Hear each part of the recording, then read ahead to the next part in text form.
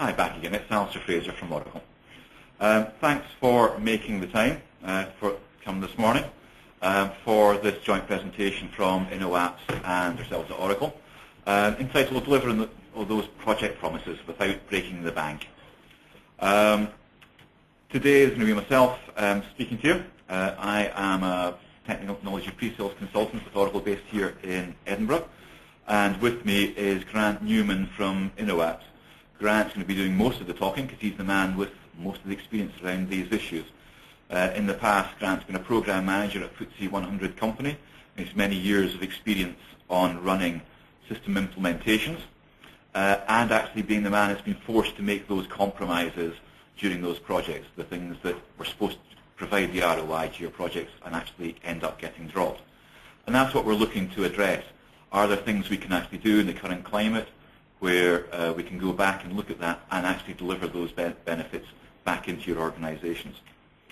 At Inoapps, that's what Grant's now doing. He is out there talking to organizations such as yours and trying to help them to get benefit out of the systems you've already got by doing small projects, manageable projects, to help you move the business forward. We've also got a beautiful assistant here from Inoapps, Dermot Murray, who's actually going to be pressing all the buttons to make this webcast go. Hopefully that will work nice and smoothly. It's a new piece of technology for us, so bear with us if anything does go awry.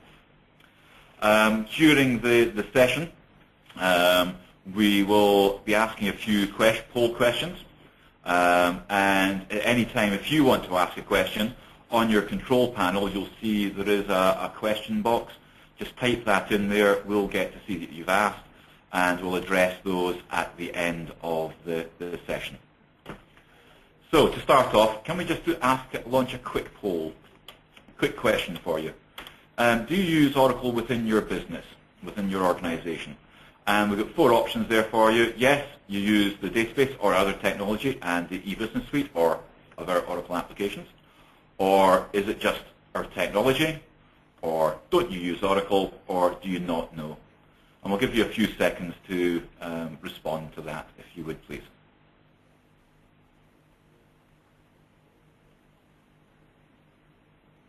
Okay, so got most people there, and the 50-50 you are apps customers, and 50-50 that you are pure tech, and you're all Oracle customers. That's something I'm very glad to hear.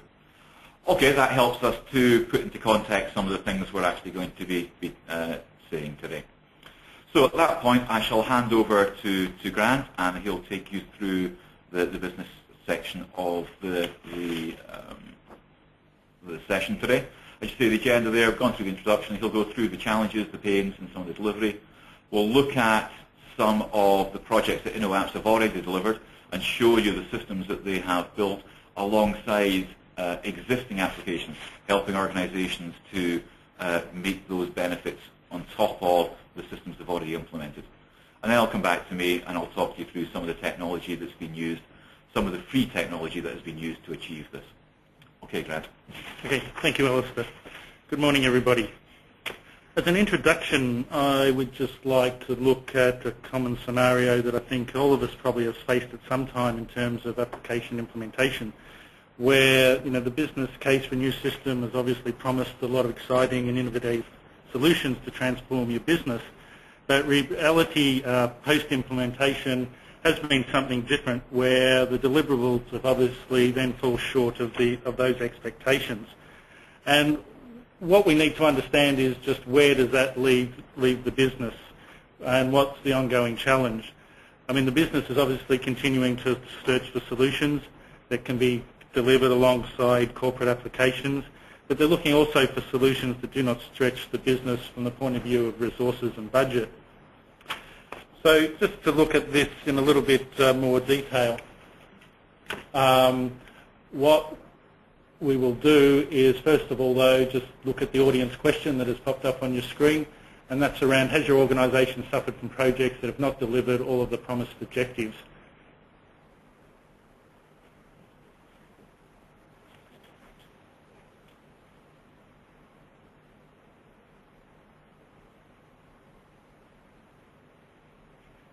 Okay, well, while you're answering those questions, We'll just look a little bit more in terms of the business case that we commonly find that we provide to the business.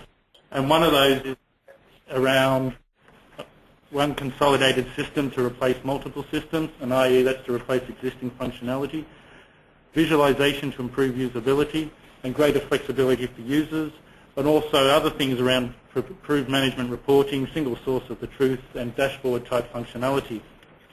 However, what is actually delivered at a project level is commonly just an upgrade of the previous system that we've already been using and a recreation of existing business processes. In terms of just quickly go back to the audience question, we found that 83% of you have projects that are unfinished in terms of what was supposed to be delivered as part of the objectives in the business case. And so when we come back to the project and what was actually delivered, which is in support of the answers you just given to the question, obviously the additional functionality and the benefits that were promised are some of those things that are not delivered and that the business ongoing are still looking to have implemented. However, in the current climate that we have at the moment, in terms of the current business landscape, obviously the credit crunch is something that's in everybody's mind and is starting to hit every organisation in terms of the way they fund their applications. Budgets are being slashed, staff are reduced, and the nice-to-haves are no longer possible, and subsequently projects are either being delayed or even cancelled. But you will find that senior management will still be requiring systems innovation and incremental functionality in order for them to have a handle on what's occurring within the business without having to wait for that information. And what that then requires us to look at is, while we're reducing our costs through rationalisation, we still have to improve our quality of service through integration and increase staff empowerment to increase the efficiency and react quickly to reflect changing marketplace conditions. So how do we bridge that gap between an organisation that at a senior level is wanting us to reduce costs but also to deliver quick wins within the organisation? And the way to do that is through a number of things. And that one is to be agile in terms of your use of technology, to leverage the existing tools in order to reduce your costs, and extending the existing systems functionality that you already have. And that goes back to the point that we mentioned earlier, whereby in a lot of implementations where the original business case said that you would deliver incremental functionality because of what resource constraints or budget constraints at the time, you've actually only delivered that which you've already had in the systems that you've replaced.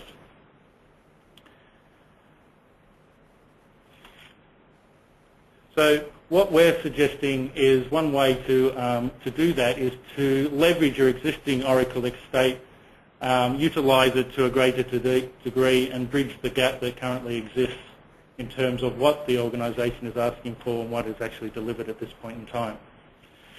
In order to show or demonstrate how best to do this, we've got a couple of 4 case studies just showing you how our Oracle database and middleware tools can be used to deliver on this promise. And if we go to the first one, the first case study is an asset planning and forecasting tool. The background to this application development was a major oil and gas exploration company had recently implemented Oracle e-Business Suite, which included projects. The challenge they had is that they needed to be able to carry out some modelling and scenario analysis in regards to the usage of their key assets, but the projects module within Oracle e-Business Suite didn't provide them with the functionality to do that. So the solution that we provided in that regard was to build a bolt-on module to allow them to carry out that analysis where data was pulled from Oracle e-Business